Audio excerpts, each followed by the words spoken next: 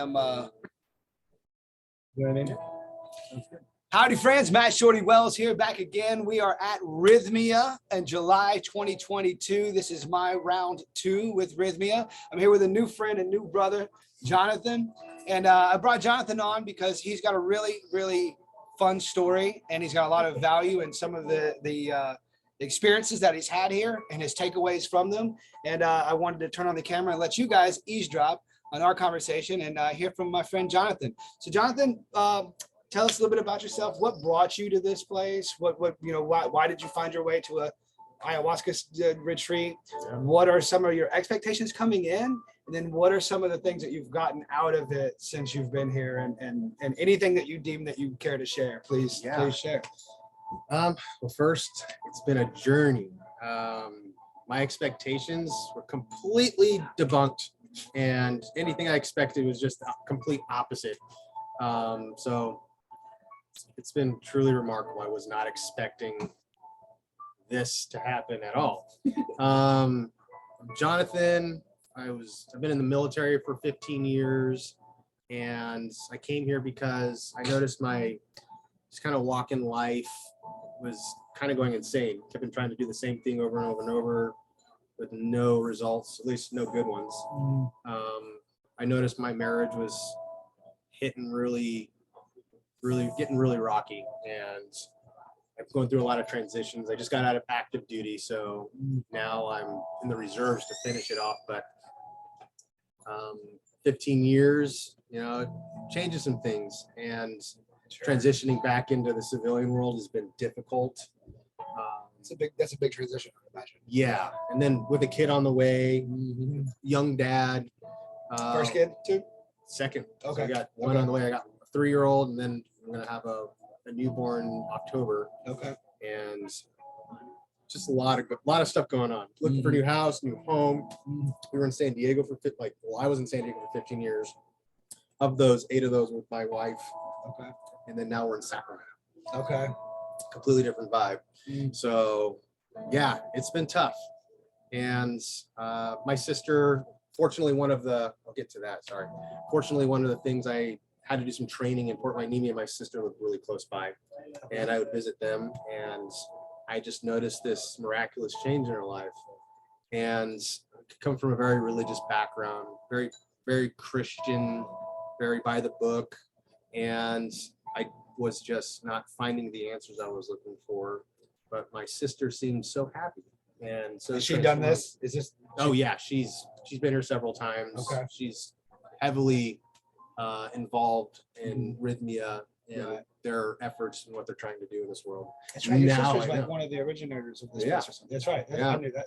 Jerry was telling me that. That's right. Okay. So I haven't had a chance to really explore what she was getting into. Okay. So you can imagine this, 15-year veteran Christian background, having an open mind wasn't in my cards for a lot of the time, right? You wouldn't bet like, oh, that guy's just gonna go do whatever. But I hit some rocky points. I was being observant, and I was trying to already start to be aware of my situation. And next thing I know, I'm having this conversation with my brother-in-law, basically saying, point that finger right back at yourself, man. You cannot hope to change anything in your life without changing yourself first. And that hit me in so many ways. And I was like immediately trying to shuffle that responsibility away. I was pointing fingers like, no, this thing is like, no, like this, no. Like, and I'm just, my eyes went from like, just bulged out. I was like, oh my God, I am responsible for my situation. And it's time to That's empowering, right? Really was. Because if you're saying that I'm not happy with my lot in life or whatever it might be, and the reason is because of that, you're giving that, whatever that is, your power.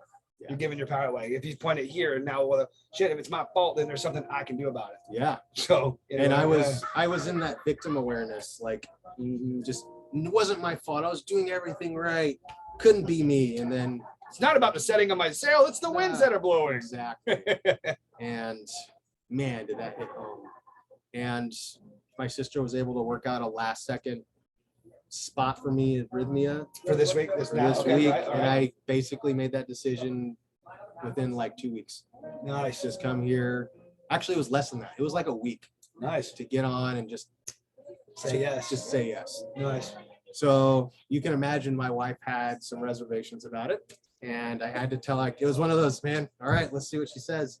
But she was surprisingly, I think we were on the same place. Like I had become a stranger to her. And she had been trying so hard in her thinking, in her way, trying to nurture and figure us out, that she saw that I finally recognized that. And she's like, you know, I don't know a lot about this retreat. We need to try something. We need to do something. Right. And so she was actually, all things considered, very supportive of it. Yeah. And you're really celebrating. This is one of the reasons why I wanted to invite you to be on the thing, because you were sharing in one of our classes and you were really celebrating the strength and the support that your wife brings to your relationship and what she has been and represented to your family unit. Like, I'll be frank, I came here wondering if she and I were supposed to work out or not. I was looking for guidance on that. I'm like, I'm not happy, you know, and I had this victim mentality, like it must be her. Because again, it can't be me. It can't be me. Right? So I still had that ego, just trying to pinpoint, hey man, you don't need anybody. And I was like, okay. But man, first night, got here, breath work, day one. And I was like, what is this sensation? It's called oxygen. Breath of life. Breath of life. So I was coming up for air for the first time in a long time. And then I wasn't paying attention to, like, I never looked at any of the feedback on this place. I didn't look up any videos on what ayahuasca was. I didn't even know what ayahuasca. It was just ancillary because your sister was involved. It was just complete faith on her. I'm like, I want what she had, that transformation, because her family unit is like tact. They're all like on the same page. They're all happy. I was like, I want that for me and my family. And that got me here. Came here, and then day one is breath work, and then day two, the first ceremony. And that was a day of awakening for me. How'd that go? Man. What did you get out of that? Perspective. And that first night, I think it was 2.5 cups. Okay. And I got in there and it was like, what is this? We're purging all this stuff out. And my heart started to break. I felt like I wanted this yearning for community, because up until this point, my heart's desire was for community. And I had been doing everything to push it away. It was like my soul was like, no, you want that. And then ego was like, no, you don't need it. And I was doing everything in my power to sabotage that. And the perspective I got from the first night was awareness, perspective of other people's pain. And like, it broke my heart, because it started off with like my sisters, my brothers, my father, my stepfather, my mom, my grandparents. I just kept going down the line. My grandparents, like, I just went down this list of all my ancestors and my family, and I just had a heart for just some of their difficulties, especially when it came to loneliness and community and kinship. And it finally came to my wife, and I just broke down. I was like, she's been trying so hard to just keep us together, and she's been doing it the best way she knows how. And oh my God, that was like the biggest heart throb, break, reformation, reconciliation, breakdown, you name it. It just took me to a whole new level. I sense an overwhelming sense of gratitude for your wife when you were sharing in the class there, and then even right now. And it's almost like this, with something that we can take for granted for so long, and then when we realize how special and true that beautiful thing is, and that we have been taking it for granted, that's a very powerful realization and sensation. And I felt that when you were sharing in class earlier this morning, that And it's, as you can imagine, very cold lifestyle I've had being in the military. Sure. Just letting that work kind of consume my identity. So I was hardened. I was calloused. I was very Emotionally distant, maybe? Yeah. And when I mean a stranger to my own wife, I really meant it. I was like, I married her, but I was a stranger to her over these years because I let the work consume me. And I let every facet, like no one understands what I'm going through. I'm a military man. I don't need anybody else. I just follow my instructions. Very logical. Right. And you can imagine very abusive in that way, you know, being patriarchal, you know, very masculine energy, everything. And dude, divine feminine just ripped that whole idea to shreds. I thought I knew what strength was. Right. You know? this And- masculine, demonstratable, witnessable thing, right? Oh my God, how wrong I was. And that on Wednesday when we had the divine feminine, I really learned the strength of my wife, the strength of my mother, the strength of my sisters, what truly being vulnerable looks like and means, and how much courage and strength that takes. That is strength. Yes. Yep. That's the true measure of strength, is being vulnerable with people. Like, I'm a Christian. I follow Christ's teachings. I thought I was good, you know, but he teaches unconditional love. And all my love and my relationships were conditional. That's such a big just slap in the face. I was trying to wake up this third eye, and it took all this it took this week to really open that for the first time. And yeah, man, what a lesson. So would you say, I know this is a question that they ask here a lot at Rythmia, they talk about, did you get your miracle? Would you say you got the thing that you came here for? Oh yeah. It sounded like it did. Yeah.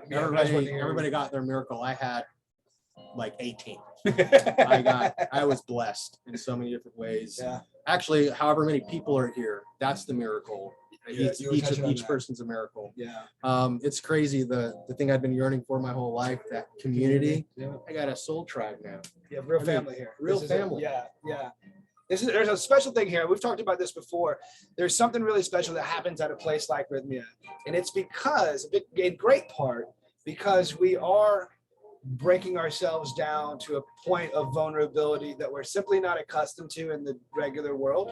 You know what I mean? We're connecting on a human level, on a soul level, in a way that is resonant with any human. Yeah. Because humans are human. We're all the same.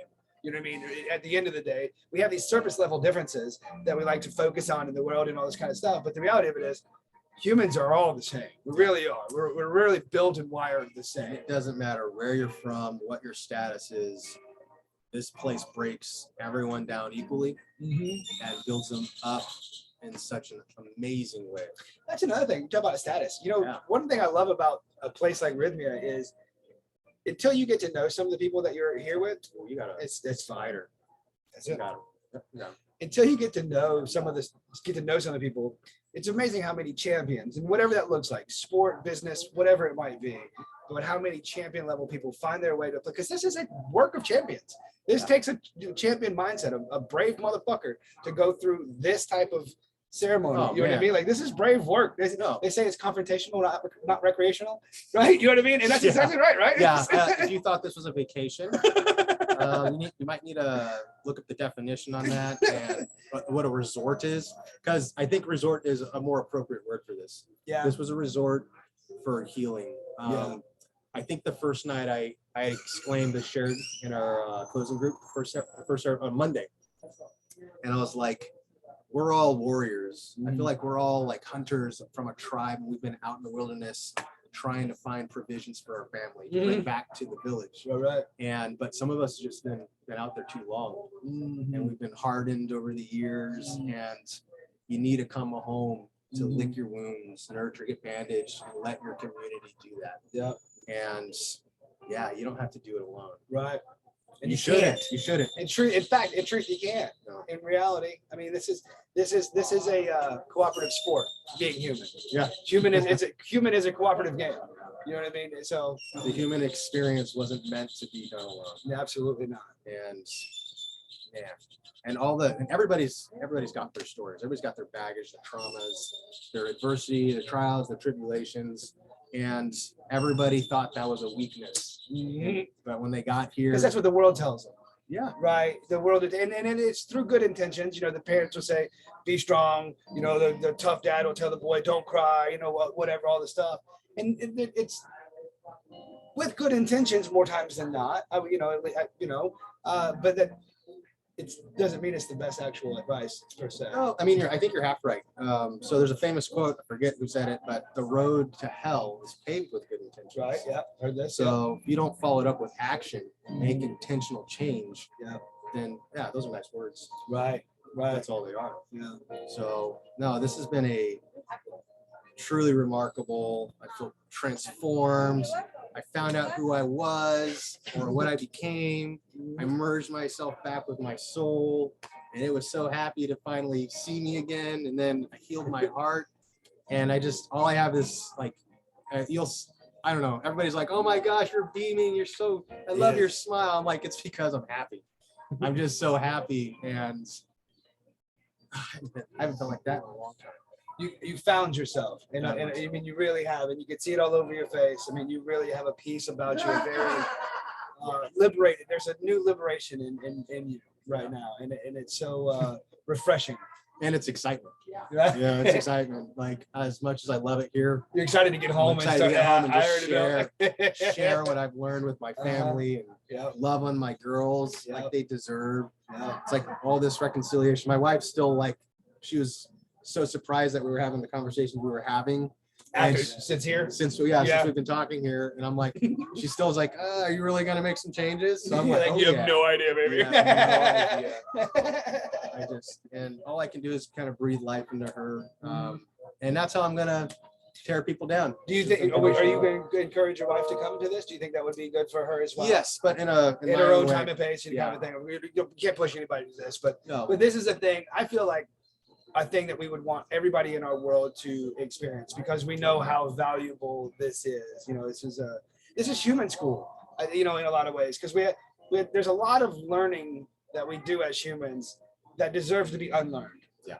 And this work with the medicine can help you unlearn a lot of the bullshit that you've bought about yourself, a lot of the bullshit that you've preconceived or believed about yourself. Yeah. And you get to shed a lot of that and reevaluate from a place of remembering a lot of who and what you really are and your connection with all that is. Yeah, it's in a way you open your eyes and she reveals what those things are in a new lens. Yeah. Because I didn't have the eyes to really reconcile those things that I went through, right? Mm-hmm. I wouldn't have taken them the way they were intended.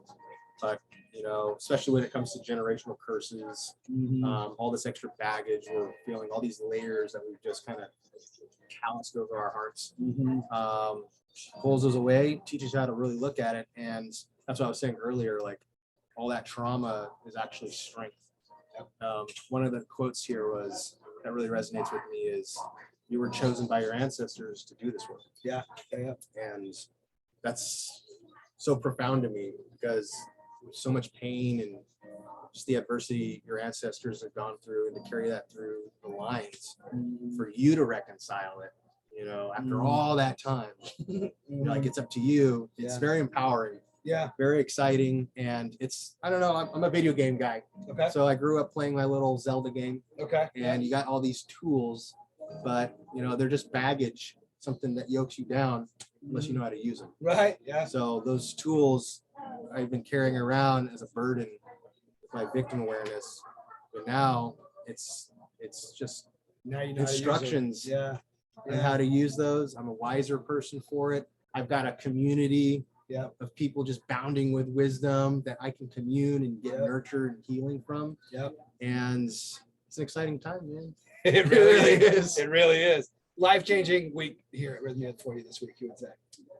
Yeah. For the balance of your life, you will have a better human experience because of your week you spent here. It's not possible to have a worse experience. It's just not. Amen. It's not possible. Yeah. Unless you really try hard, but even then you're going to get knocked back on your feet and so they right back up. Who was it? Was it John Jacob today? Yeah, it was John Jacob today was talking about we do something like this and we expand, contract, and then it contracts. So when it's in that contraction, we're like, I thought I got over this, or whatever, blah blah blah. But that contraction is still a lot more like, if you were here and you expanded to here, and then something in the world pushes your buttons, you contract a little bit, but you're still here and not here where you were before. So this for the balance of our lives, we are blessed in a different way than we would have been having not going through something like this. No, this wasn't by chance. No. This was all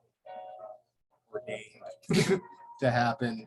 And you know that to be true when you go through an event like this. You know, because you start putting it together, like how you got here and all these kind of things, these things that put you into this path at this time in this place. And you know, like, well, shit, this was well above me. you know. Once you would, it's like what they said the first day. Once you surrender, it just gets. It's just, yeah. There's no words. It's just. It's like, wow. So if any of this resonates with you, I recommend taking a look at Rythmia Life Advancement Center. We'll have a link for it down below so you can learn more about this resort that we're at. One thing I'll tell you about this place, it's more than just the ayahuasca tea itself. Yeah. One of the things I really like about Rythmia particularly is the curriculum that they have. They've got a class called The Answer Is You. It's a Michael Bernard Beckwith class from the Agape. I mean, they have it all, and they're like the NFL. I say like the NFL, meaning they have all the stats and the data. Yeah. I mean, they measure everything. This has been a process that has been refined and refined and refined for many years now, and they've really got it dialed in to a point that doesn't leave much room for theory. If you do the things that they're suggesting you do, take the class, lean into it, don't shy away when it gets difficult, see the job through, see it's a week-long school, see the school through. There's no possibility. I mean, you are 100% going to get blessed by your time in leaning through this curriculum that they've laid out for us here. You can definitely tell it's a passion project. The things that are happening here, I like the power of a thought, you know. It's very powerful when one person does and cultivates it and works so hard, because they can do a lot of things. Yeah. But this is a collaboration of like-minded individuals seeking the same goal. Yeah. They just want to transform people's lives, shed them of all their baggage, and make them or give them the opportunity to be the person they were intended to become. Yeah. And this is a science. They're not just messing around. They are literally doing this with intention, to detail, to like everything. They're taking all the data and making these informed, calculated decisions for this recipe. Yep. For people to take advantage of this. Yep. One of the things my wife told me, she's like, I was looking it up and there's an ayahuasca helpline for people who overdose and abused it. I was like, how can you overdose or abuse ayahuasca? Doesn't sound fun. It doesn't sound fun. Like, doesn't sound fun at all. Like, how? You know, I was chuckling to myself, but it makes sense. There are people that are doing it wrong out there. Sure. And I mean, and there are those cases. And if you're hungry for change and you're feeling desperate and needy, then I would imagine you could come into this, even especially, you know, that's why the ceremony is so important, right? The reverence for the medicine and the way things are done. It's more about, it's not just about ingesting this vine of knowledge and then having an experience, because then you can kind of be left to determine what it means. You know, you go through hell and then, you know, nothing has any meaning except for the meaning that we give it. Yep. So we could have, I mean, some of these experiences are hell experiences, right? If you understand the process, trust the process, and lean into it, don't shy away, then it's all going to be therapeutic and for your benefit. Right. But I'd have to imagine that you could go into even ayahuasca and have that hell experience and then determine that meant that there are demons in me and there's hell out there and there's a source for evil and all this silly stuff. So, I mean, I can imagine. And that's what's great about this place, because the staff, they know that, and they've designed this curriculum to circumvent that. Yeah. They're not trying to hurt anybody at all. No, at all. Right. And they're trying to, and they want you to take full advantage of what was intended here. Yeah. And they have people, it's amazing people. Yes. Like the people here are just ridiculous. Like you're like, oh, I'm just a doctor 6 times over, just volunteering my time to make sure you guys have a great experience. You're just like, I am not a doctor, but thank you so much for giving us your time. They take their time, and they're not fake about it at all. No, they're not. Yeah, this is real human stuff. This is real. Yeah, take all that stuff, your status out of the window, throw it out, You come here, you're just like everyone else. Oh, that's what I was getting at earlier. We're talking about the champions. Like you wouldn't know until you get to know some of the humans that are coming here, but because we're just there's no egos here. There's no just a bunch of fucking humans, you know. Yep. And I don't know. That's a beautiful thing how like you said something about status earlier. That's what triggered that thought in my head earlier. It's just like humans. Don't get me wrong, there's ego here, but that's one of the things you're here to reconcile. Yeah, you walk in with it maybe. Yeah. But at the end of the week, no, you're a lot more humble. Dude, like I said, I get so happy seeing anybody I walk by. It's like I just saw him 5 minutes ago, but I'm like, oh, there you are. Yeah, you said that earlier. You're like, there you are. There you are. So happy to see you. Like unconditional love, man. Just unconditional. It's so beautiful, and it's just truly remarkable. Like I said, friends for life, family for life, tribe for life. Amen. Amen. Anything you want to share before we cut it off? Anything? I mean, I think you hit the high points there. No, just unconditional love, everyone. That's what it's all about. That's the message. It might be a hard one to receive, but it's an easy one to give. Oh, love that. Thank you very much, Jonathan. Love you, brother. Love you, brother. All right, until next time, stay tuned in. Subscribe to the blog. I got more friends coming on camera as well. Oh, and Dr. Jeff. So I hollered at Dr. Jeff earlier. We're going to do an interview tomorrow. So stay tuned. Subscribe to this because Dr. Jeff McNary, the doctor behind this whole thing right here. I'm going to be sitting down on camera with Dr. Jeff tomorrow, and we're going to have an episode coming with him too. You do not want to miss an opportunity to hear from Dr. Jeff. That's going to be a treat. Yes. Namaste, bitches.